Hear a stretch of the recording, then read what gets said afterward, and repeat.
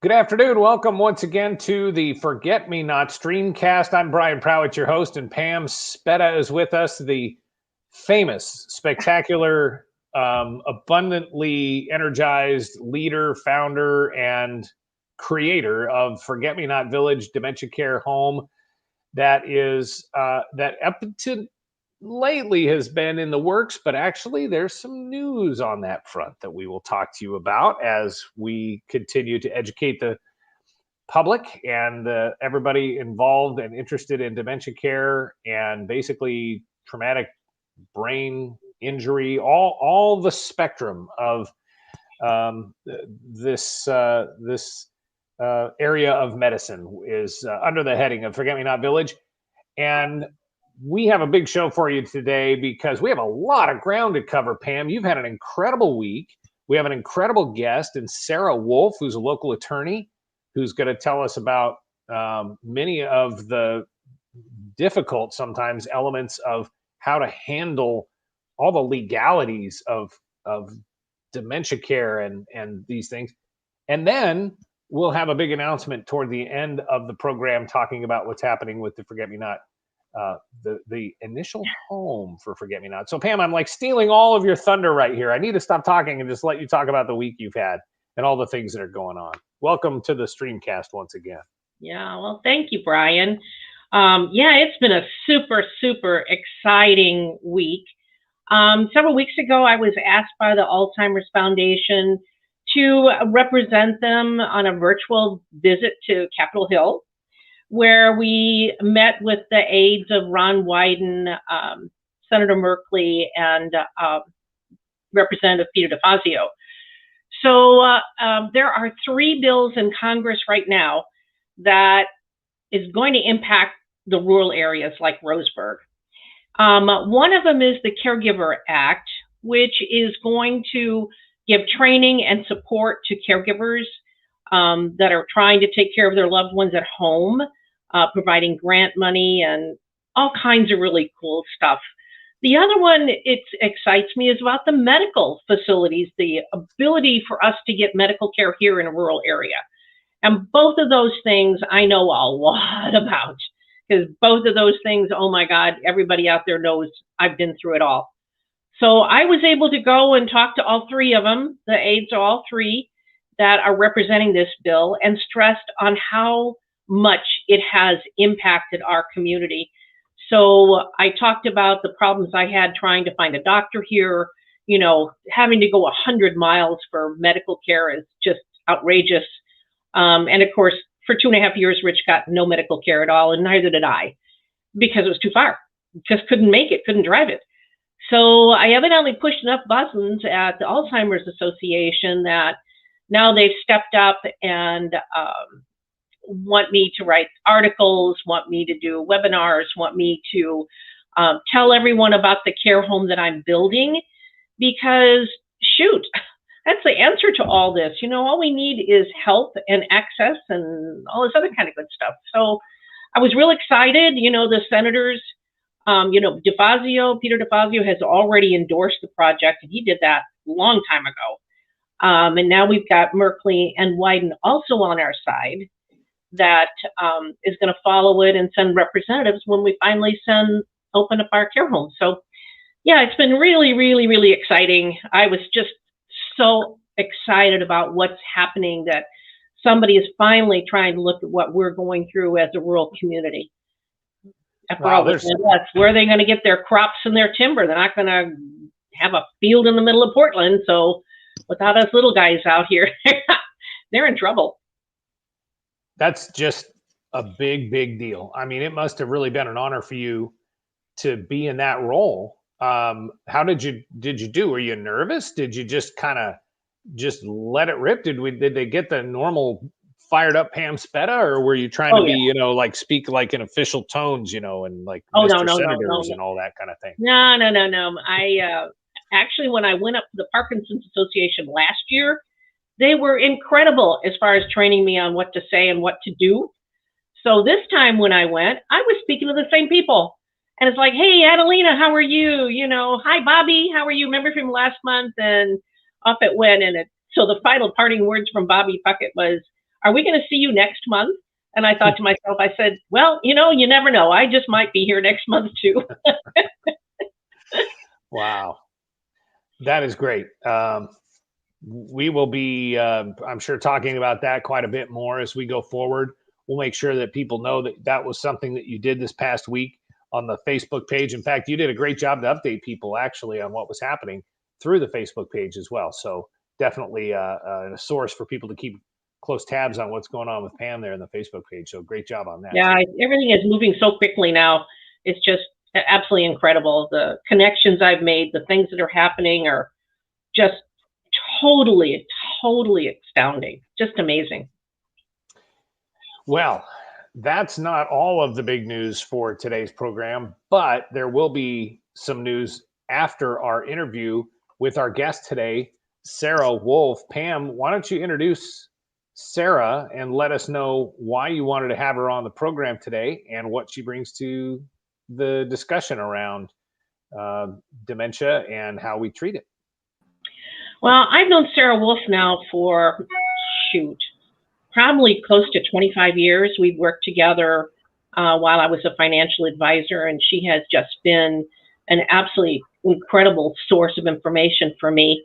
But as I'm out in the dementia community, I'm finding more and more families just don't understand what type of legal things they need to have in place in order for them to successfully care for a loved one.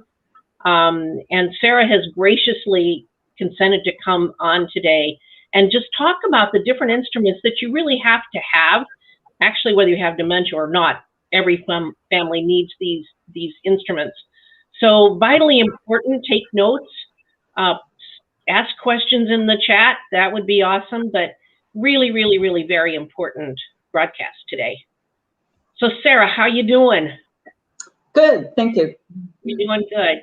So I mentioned that there are a number of instruments that people need to have, and I think the one thing that is most confusing for people is that healthcare directive. What is it? Where do you get it? What does it do?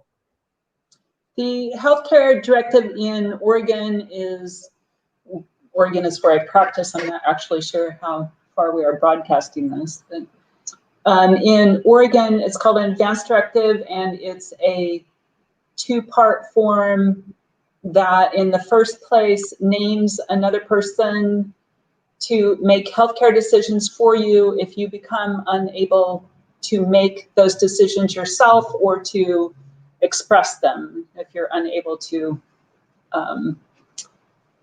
make people know what your decisions are, then you can name other people to make those decisions for you. And you can name several people. Typically we name 2, sometimes 3. They act in serial fashion, so you can only name one person at a time to act so that they don't get in any fights. So the doctors and your healthcare people have a clear authority from a single person to make those decisions. The second part of the advanced directive is actual advanced directions for end-of-life scenarios. So if you're in a condition that the doctor does not think that you're going to survive, would you want artificial life support in some form or not? And the form allows you to say no or yes, or define it by condition as to what type of artificial life support you would want. And then gives you the ability to make additional directions that are important to you personally. And that form goes hand in hand with what we call a POLST form, which is a POLST, which is a physician orders for life-sustaining treatment. And that is actually a doctor order, so your doctor needs to sign the form, but it says that you will not, or that you do or don't want, I guess could be either way, to have your life processes restarted or attempted to be restarted if they quit. So if your breathing or heart stops, then you can say, don't try to resuscitate me, more commonly known as do not resuscitate orders. So I've heard, married couples say, well, that's my husband. I can do that. I don't think people understand that just because you're married or just because you're a mother or father, that doesn't mean you have the legal right to information. Is that correct? That's correct. Legally, quite often, if it's a long-term marriage, physicians will accommodate a spouse and listen to a spouse, particularly if they've seen the couple come in, over time together. But if you remember the case in Florida several years ago where a young woman who was married had I think it was brain aneurysm, some form of brain damage that didn't quite kill her, but incapacitated her totally. Terry Schiavo. That was Terry Schiavo. The Schiavo case. So the husband said, she always told me she would not want to be kept alive in this condition. And her parents said, well, we want to keep her alive.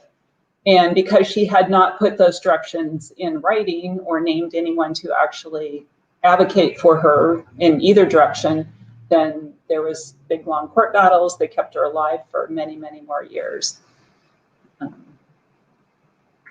So those can be, to me, those are quality of life. So those can be some of the most important documents that you put in place.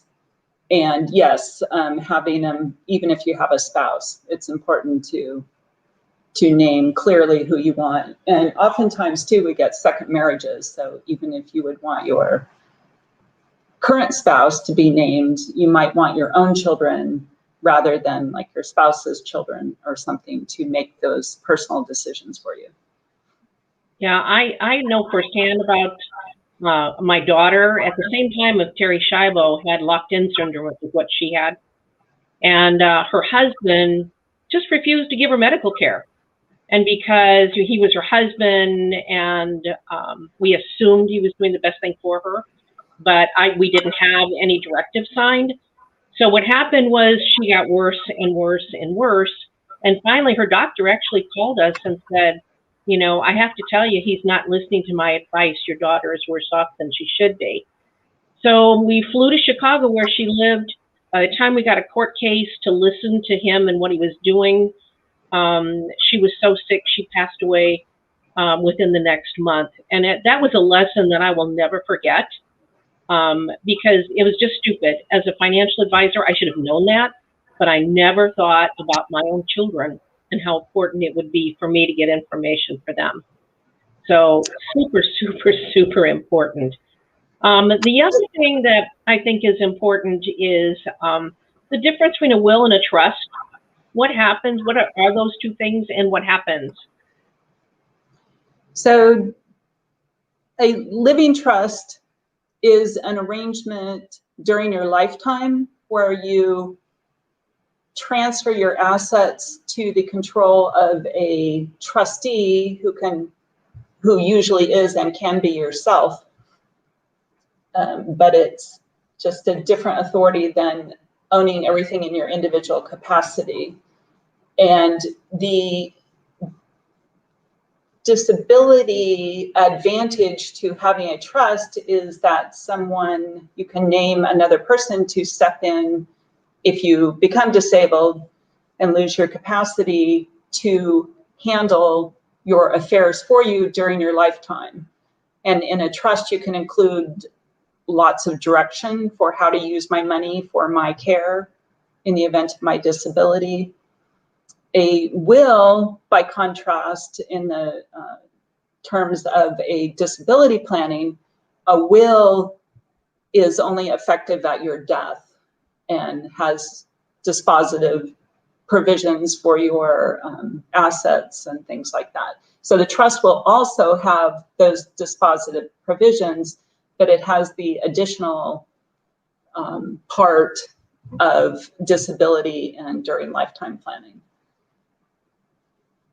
So is it just like recommend on an individual basis which one of those two that you do? Does a trust does avoid probate, but a will be probated, right? A will be probated. A trust, if it's properly funded, will avoid a probate. but I look at the individual situation of the client in front of me as to whether the complexity of a trust is necessary or not, or would be useful. If you have several close family members who are living with you, know your situation, then using a power of attorney and a will combination can be pretty effective. And the power of attorney can be used for disability planning as well. The difference between the power of attorney and the trust, by the way, is that a power of attorney is an extension of your own legal authority to sign financial and legal documents and handle your affairs, whereas a trust, only the trustee is the person who can handle and sign on the assets. So if you become incapacitated and are no longer the trustee, then your successor trustee can manage your affairs for you, and you are unable to, for instance, give your assets away or be you're not as vulnerable as you might be under the power of attorney setup, because power of attorney, even though supposedly it stops you lose your capacity to sign if you lose your capacity, but that's a hard call. And it's, if you sign away your house or something, that's unlikely to be looked at very closely as to your capacity or whether you are being taken advantage of in that situation, if I'm making sense there. So do you have to renew the power of attorney, or are they good forever? Power of attorneys in Oregon, there's a statute, Oregon statute says that they cannot be considered outdated, that they cannot be invalid because of the date that they were executed. In practice, keeping your powers of attorney updated and current usually works better. They're better accepted by businesses and title companies, and powers of attorney cannot be forced on businesses. They can choose to accept or not accept them. Whereas if you have assets in a trust, then only the trustee can sign, and businesses have to accept a current trustee so long as you can prove that you're in that capacity appropriately. So are there different kinds of power of attorneys? Power of attorney can be a general power of attorney, which legally means that you are giving authority for everything that you could do to another person. You can also limit the power of attorney to specific acts. So for instance, you could give a power of attorney that's only good to sign on selling a vehicle, for instance, or only good on a particular bank account. The powers of attorney in Oregon by default will survive your incapacity, and that's called a durable power of attorney. You can also limit that in the power of attorney to say that it is only good as long as I have capacity, and for instance, can be watching what the other person is doing. And then we also, as of a few years ago now, have what's called springing power of attorney, which means that you can create a power of attorney that is only good upon your incapacity, and that's upon your proven incapacity. So those generally take an extra layer of administrative paperwork to document that you are incapacitated, and therefore that power of attorney is now effective. So say I'm worried about my kids saying, oh, she's nuts, and throwing her in a care home and taking the funds.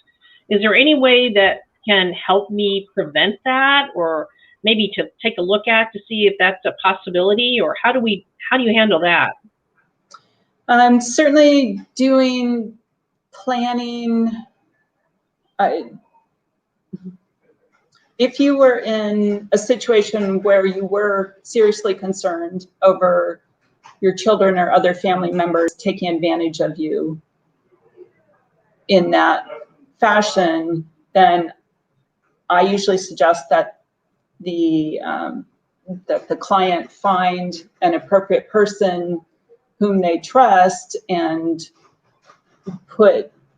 give that person the documents and the directions to take care of them and to watch out for them. And probably a trust would be an appropriate and stronger document for that setting. So I have a client who had 3 children. 2 boys were, you know, upstanding, hardworking, but the third had been in and out of jail for most of his life. But now he supposedly is straightened out kind of thing, and he's a good guy, but he's just now getting out of jail. And it's more common than you think that that's happening with families that I'm hearing. Is there a provision in the trust that would help me control those assets and keep them either away from him or distribute it to him somehow with control? Is there some way to do that? Well, there again, I'd probably do documents that named like your children that you trusted more completely, and you have directions as to how those assets can be used, and maybe extra language voicing your concerns over the third child. No, I'm not sure I'm understanding your question. Well, I mean, I've heard of a special needs trust. Would that work? A special needs trust is a particular type of trust that's designed to keep the beneficiary of the trust from losing their public benefits. And it's quite restrictive. Special needs means above basic needs. So they're allowed to use, so your trustee is allowed to use money for things that are extras in someone's life. So cannot use them for basic needs, which is typically housing, food, clothing, that kind of thing. So they're pretty limited trusts, and they have a very specific purpose of trying to keep public benefits flowing to the beneficiary. So they're not protective. You could also simply do a trust at your death if you wanted to tie up assets for a particular beneficiary and simply have somebody else manage them for that beneficiary according to whatever directions you choose. Could last for the child's lifetime, could go until they're a certain age, go till the money runs out, and then you can list exactly what those funds can be used for. Is that a springing trust? Is that what that's called? Say that again. Is it a springing trust that becomes valid once you pass away? Testamentary trust is typically the term used for trusts that are established at your death. So it's control of your assets beyond your death in some fashion. Can it be changed, or can there be provisions in there that if he really is pretty much upright and good and true, that he would then have access to the rest of the funds? Because she wants to be fair. She wants all 3 boys to get the same amount of funds. She's just scared that the one coming out of jail, because he actually has no track record and this kind of stuff, that for her just to outright give him the inheritance would probably not be a good thing. He wouldn't know what to do with it. A trust is a contract, so you can pretty much say anything you want in it. You can define, again, when the child receives it, how much. You can also put control in your trustee. So, of course, somebody else after your death would be managing it. And you could give that person directions that if they feel the beneficiary is doing well, that they could terminate the trust or give them more benefit from it. You could also simply say, You know, if sometimes for children who have drug addiction issues, you can say if they've tested clean, you know, for X number of years, then you could terminate the trust or give them, again, more benefit from it.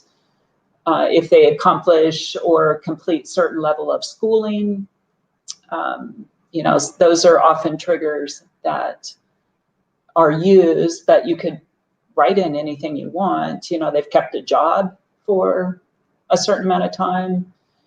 And again, putting then some control in the trustee to evaluate as things go on.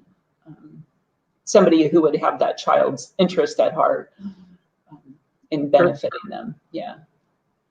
So if I wanted to do a trust or do a will, can I just do it online, or do I need to come see somebody like you that has licenses, or we just go to legal document kind of thing? The wills are legal documents, but you can always prepare your own legal documents if you're comfortable doing that. You can download forms from the internet. If you go to a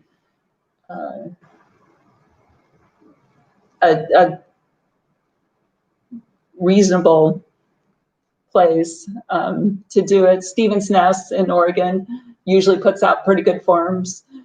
I'm not sure beyond them, they're probably the only ones I use that way, and are very, very careful about reading the directions and following all the witnessing and signing protocols. Then most of the time people are okay for simpler distribution plans. If you're trying to do anything that's very complicated, then I usually find that the downloaded ones are not completed particularly well. And that is cause more problems. That happened to one of my clients. He thought he was forming a trust online, which, you know, he didn't put his assets in the name of the trust. So then he proceeded to kill himself, thinking everything was set, only to find out that he had no children. So it was basically tied up for a very long time while his estate was probated and actually divvied out among 15 people he never met. So, you know, failure, like you said, to actually fund the trust is not a good idea. You know, you always need to go to somebody like you that really knows the ins and outs and can make sure it's done correctly. Because if it's not, like my client, it was horrible what happened to his estate. I mean, he had rental property and everything, and just failed to put it in the name of the trust. So it was awful. We see that regularly. Yeah. Trusts are not funded for any number of reasons, or people. We have a lot of people who move to Oregon from California, and they will have a trust in California that they went to a lawyer for and was funded, had their property in it, and then when they moved to Oregon, they sold the property. But when they moved up here and repurchased a residence, they did not put that property in the trust. Oh, wow. If you die in that situation, then yes, you have a probate to move the property from your name into the name of the trust, and then the trust is administered to do the ultimate distribution. So what you're saying is you don't have to change your trust just because you move from another state. You just have to make sure it's funded, and funded means just changing the title on your accounts. Is that correct? Funded means that the assets are titled in the name of the trustee rather than you individually. Right. And moving between states does not invalidate a trust or even a will. Sometimes states have different requirements in terms of especially the estate tax, which is something to consider and address when you move between states. Yeah, inheritance tax is another thing that I get a lot of also. You know, Oregon has state inheritance tax. You know what the guideline is right now? Is it 1.5 million? No, it's 1 million. It's not changed for many, many years. So it's if your gross estate is worth more than $1 million at your death and you're an Oregon resident, then the Oregon estate tax will affect your estate, and it's a graduated tax that starts at 10% and goes up to, I believe, 16% at a $10 million estate, and it caps out there. Okay, but that's anything above $1 million, right? That's above $1 million. If your estate's under $1 million, you will not be affected. But just as a caveat, if you're moving from another state, the Oregon estate tax is calculated on your gross estate, which means everything you own everywhere originally. So if you still have property in California and you move to Oregon and your gross assets, including your California property, is over 1 million, even though without the California property, your other property is less than 1 million, you will still be subject to the estate tax. Wow. And how long do you have before you have to pay that? It's a 9 months following date of death. And that's that return is due and the estimated tax. Yeah. Wow. Isn't there like 2 date of death that you can use for the step-up basis? Say that again, I'm sorry. Isn't there 2 date of deaths for the step-up basis? Like one is actually the date of death and the other is 9 months later. Is that still valid? I think it's a 6 months later. 6 months? Okay. That you can do an alternate evaluation, yeah. So like right now with housing costs so high and you died perhaps, 6 months ago, you'd want to use the 6 month date of death, not what it is right now, because inflation would have increased the value, right? Well, you'd want to look at it anyway. Yeah. Yes, because it's the overall estate, not any individual asset. And what's the federal now? What's the federal? Current federal estate tax limit or credit, meaning that the amount you can have before the federal estate tax impacts your estate, is approximately 11.5 million. Wow. And the federal estate tax has a portability element, which means that if you have a married couple and you file a proper return following the first death, then the survivor can incorporate the predeceased spouse's credit limit into their estate, meaning that basically a couple could pass 23 million or whatever it would be between them if you do things right. So. Yeah. Okay.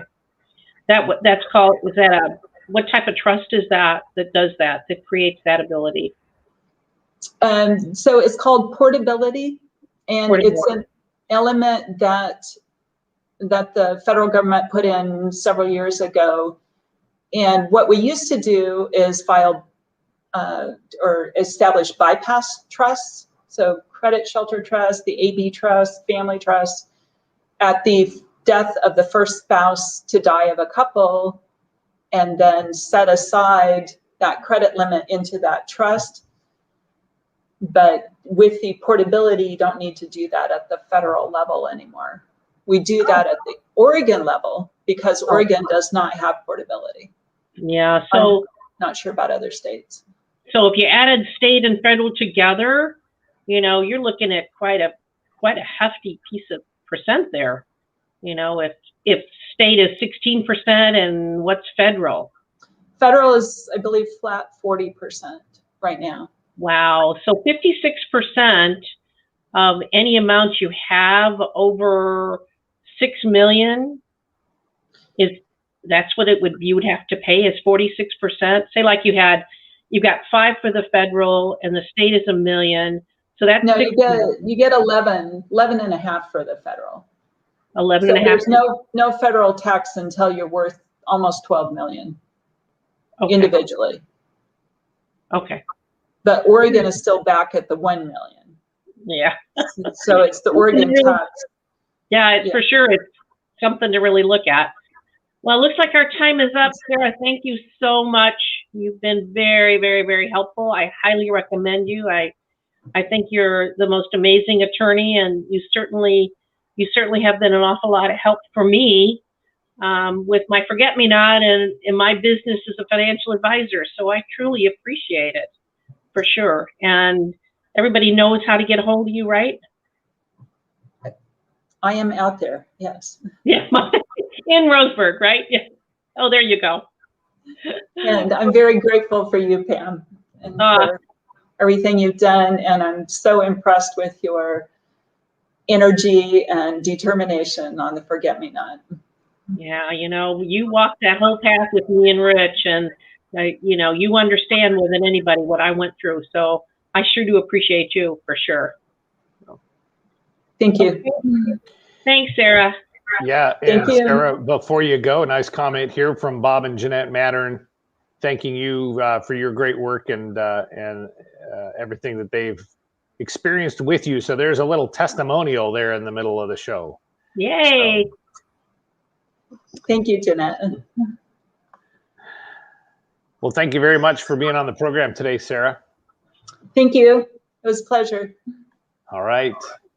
Well, I would say that you covered a lot of ground there for sure, and Pam,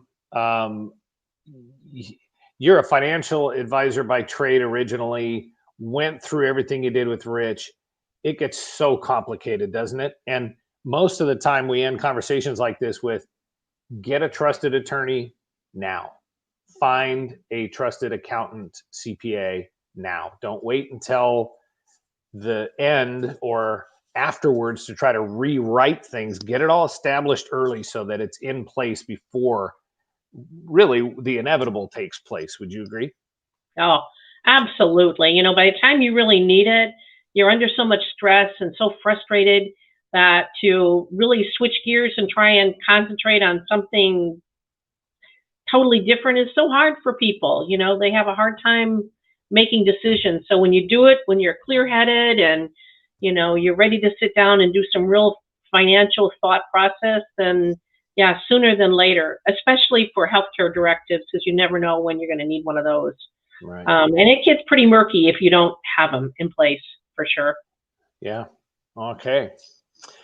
Well, we wanted to talk about some other news with Forget Me Not Village. So we've been talking about the care home on Highway 99. The land's been donated. The plans are drawn up. That is still going strong, and we are looking for people that want to contribute and donate and be part of that. But why don't you talk about what's happened more recently in the news that's happening basically as we speak? Yeah, well, I'm all excited about that because, COVID really set me back an awful lot. There's still a lot of nervousness and fear out there as to what's going to happen. Are we going to have another shutdown? All this other kind of stuff. Not to mention, building supplies have gone up like crazy. So what it's done is it's delayed the opening. It's delayed the construction process on the home on 99. But the need is so great. I mean, I have calls every single day from people that are families that are in trouble, that don't know how to handle it, that need their help. So a house came up in Roseburg that is going to fit perfectly to be the first spousal home, but it'll be much smaller. We'll still have a lot. We'll have an adult daycare, so there'll be activities for people to drop off someone while they go shopping, go to the doctor, go to do all the things they need to do. But it's basically the same thing as 99 South, giving quality to people with dementia, including the family. It's going to be amazing, and if I swing this is going to be the coup of the century, let me tell you, because it's going to be phenomenal, absolutely amazing. I'm so excited. And of course, it's just a springing board to what we're doing on Highway 99, which is going to be just to the moon and back. It's going to be amazing, for sure. So the exciting thing is that you are just that close to being able to announce the first Forget Me Not Village care home. And yeah. I think it is just very significant on many levels, and it'll be something to celebrate. So that is something we wanted to make sure that the viewers of the Streamcast knew about in order to just kind of keep on your radar, because there will come a time, hopefully in the next few months, when there's a little bit of a party. You can pop some confetti in the air. We can all get together outside or maybe even inside without masks, and just all get together and be happy, because we need it. Sure. Yes, for sure. It's going to be awesome.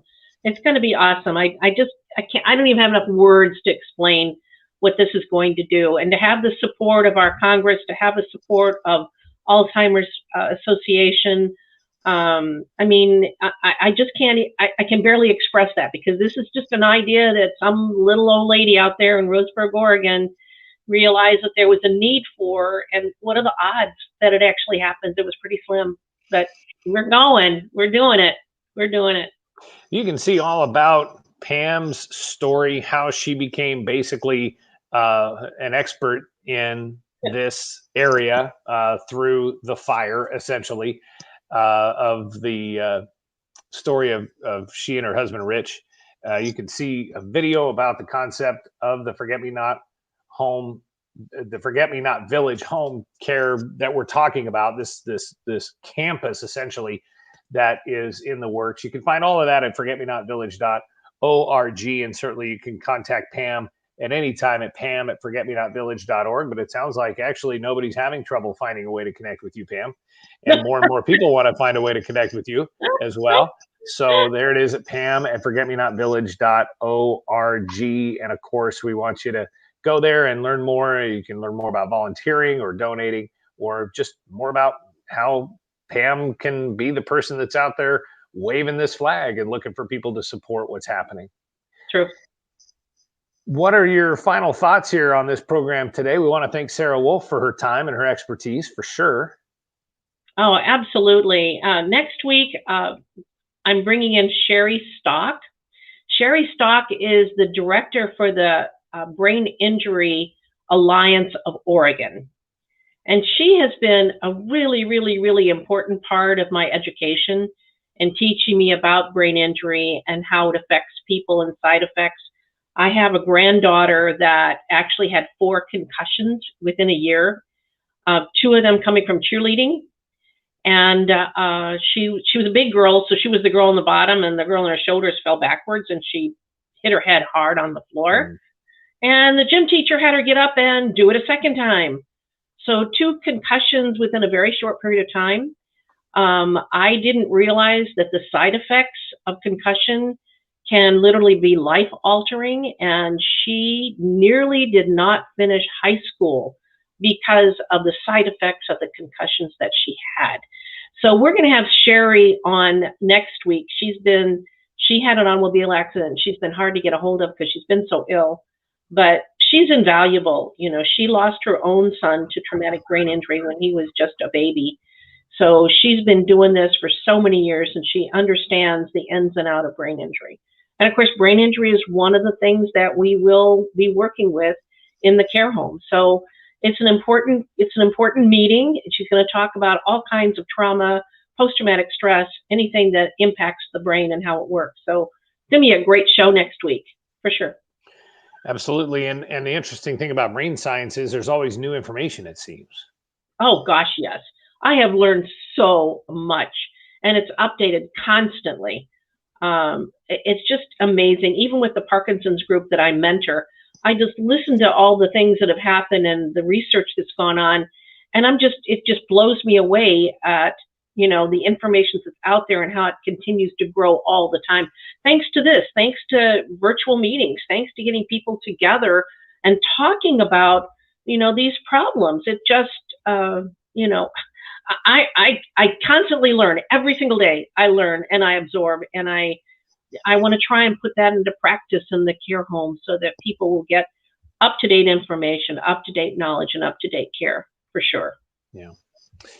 All right. Well, other than one more comment from our super fan, Bob and Jeanette, she's thanking us for all the information, and we certainly would love it if you would share. If you're watching this right now, it'd be great if you would share this on your Facebook page, in your social media, so that more people can gain access to the information. Pam is basically at this point nationally and in some circles internationally known for the work that she's doing, the experience that she's had, the testimony that she provides, which is proven this week with her testimony on Capitol Hill. So this information is very, very powerful, very worthwhile. Not to mention just about anything Teepa Snow touches is also an excellent source of information as well. So the biggest goal for this effort that we're putting on with the Streamcast is to get more information out there, educate more people, those who are going through this and living through this nightmare themselves. It doesn't have to be the nightmare that Pam and Rich experienced, though it obviously isn't easy for anyone, but there's a better way. And that's the biggest thing, isn't it, Pam? Yeah, you bet it is. We just got to stop what's going on. It's got to change. We can't continue like this. It's not. It doesn't work. All right, my friend. We'll carry on. We'll talk again in a couple of weeks. You bet. It's the first and third Thursdays of each month. We are here on the Forget Me Not Village Streamcast. Our next one will be June the 4th. And so we'll look forward to that conversation. So, Pam, you saw me. I was looking at the calendar, right? I know. I know what today is, and I know when our next show is. So it's the first and third, so that we don't confuse anybody. So. Okay, Pam. Well, thanks again to Sarah Wolf. Thanks for the comments. Questions can come here as well, and we'll get them to Pam. She will come back all the time and check the inbox on Facebook. So communicate with us and with Pam, and we'll see you again soon on another edition of the Forget Me Not Village Streamcast. Okay, perfect. Have a great day. See ya. Bye. Thank you.